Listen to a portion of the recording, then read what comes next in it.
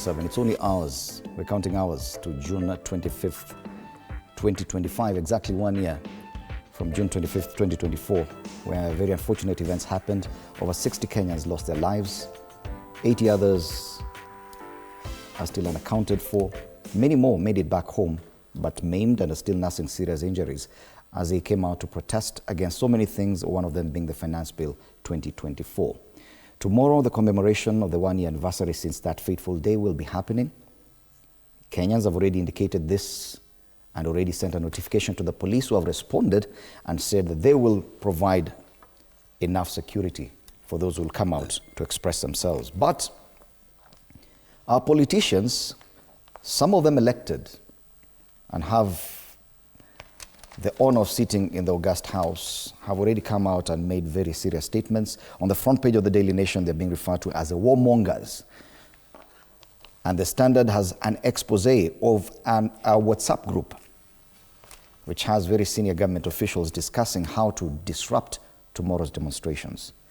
I'm in studio with MPs Beatrice Elachi, Dagoretti North, James Gakuya, Embakasi North, and nominated MP Sabina Chege now joining us. Good morning, Madam Chege. And I want to pose this question to you because the main concern is how and what will happen tomorrow. We are certain, yes, Kenyans will come out to the streets. Police have already responded and said, yes, we will come out and provide security. But my concern is what politicians have in store for that. And we saw what happened last week, goons linked to politicians and what they did to this city. Do you share in the same concerns that it is the politicians who are funding this violence? You know, this has been a very political journey, so you can't separate the politicians from what's happening tomorrow. But when I read headlines and I hear in the news about the people who are being mentioned, that they're the ones who are planning. Some of these people have spoken in broad daylight. And I think the security personnel should be questioning them on what they meant. As maybe my colleague has said, when Kamket says the Pokot are coming to town, I highly doubt whether that is a real issue. We know there are people who are planning. Some of them are the ones who are condemning loudly, but God knows they are the ones who are planning. They know themselves. The ones who you have seen here, when you come and tell us there was a WhatsApp group, who access to that WhatsApp group? And who has that information? Some of the people who have been condemned here have written openly. Maybe either some of them out of ignorance or some of them just wanting to make their name. But we know the real planners are not these ones on these headlines. We have seen a WhatsApp group created, purportedly created, and I've seen even before where there was a conversation purportedly that was a real conversation, but that's not really. We know what's happening, even people creating stories and everything else. But we knew last week who are the people who ferried people to come to Nairobi. When you talk about demonstrations, and we know how these things started, our young people came out on the streets, and the first, I think last year, the first and second and third, peaceful. There was no destruction of property, there was no looting, there was no stealings and the kind of evil we have seen in Nairobi. They came in genuinely, they had placards, they had t-shirts, they actually had even a dress code. I remember that time. They came in, they spoke, we had them, and then they left.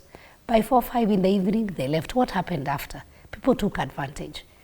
What we saw last week was unfortunate.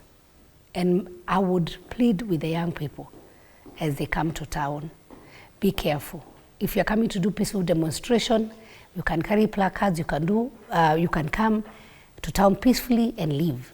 I think we saw last time when Honorable Elachi was saying about the Uhuru's time, when people just came in town, nobody spoke to them, the police were there standing, and they came and left. But what have we witnessed? We are having two groups, and I saw that last week.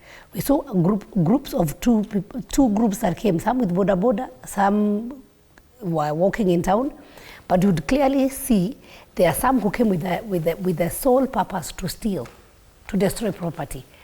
I felt so bad when I saw that young girl where she was standing at a shop, and these young people just came and stole her phone. The man who was walking, I think, from work, you know, You could tell that guy was not interested in what was happening. He was coming from maybe an office, going home. And how those people attacked him. His clothes were torn.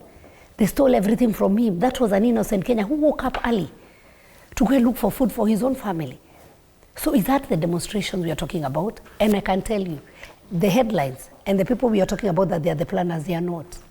We have people, and I know we have two representatives of Nairobi here. They know how Nairobi operates. If they are to speak the truth today, they know who are the people who are planning. And I know it is very easy to go back to your political alliances when this debate comes. I did not talk about any alliance. What we saw last week, we saw and we have images and videos of goons accompanied by police. I would not and say... that's the question is, I would not say... Despite the political alliances... Let me not say accompanied by police, because you've seen what has been happening to our police officers. Last week, I passed through Uhuru Park and I found a pack of them. I think they're normally dropped there at 3 a.m. or 4 a.m. They stay there. I don't think anybody feeds them. I don't think... They're also human beings. They stay there. By the time they're going to town, they're exhausted, they are hungry, they're also frustrated, they're also human beings. Remember, we're also taking our very young people to join the police force. So they're also young. Yeah. So some of them, as they go to town, they are also silently in support of the young people who are coming, because these are their brothers and sisters. Some of them, they are also being blamed that they're being arrested and they're being arraigned to court after following instructions. So what do you expect them to do? They'll come to town. If you attack these people, you shoot them and they are stealing, then you'll be taken to court and you take the burden by yourself. Is the situation that helpless? Because I saw it. I saw it last week when, you know, as a policeman, you'll be asking yourself, what options do I have? If I attack these people, if I shoot them, then I'm the one to be taken to jail by myself. I'm left. Nobody is there for me. I've not seen any police officer who has been taken to court having a lawyer. Isn't that anarchy? I have not seen it. Isn't that anarchy? When we accept that the police can surrender their role because probably they fear. But what have we done? We are the ones who are condemning them. We are the ones who are shouting on top of our voices. And I want to repeat, I have not seen any police officer who have been taken to court and have seen government or even the police service sending a lawyer to represent them. So it's every man for himself and God for us all. Isn't that the main definition? That is how we have reached. And that's why I said I would plead with our young people. If you're talking about peaceful demonstration, let us walk, go to town, come out without touching anybody's property. Why does it feel like we are excusing the statements, the very unfortunate statements that are there on the front pages? I have said. Dr. David Ndi was a chairperson of the president's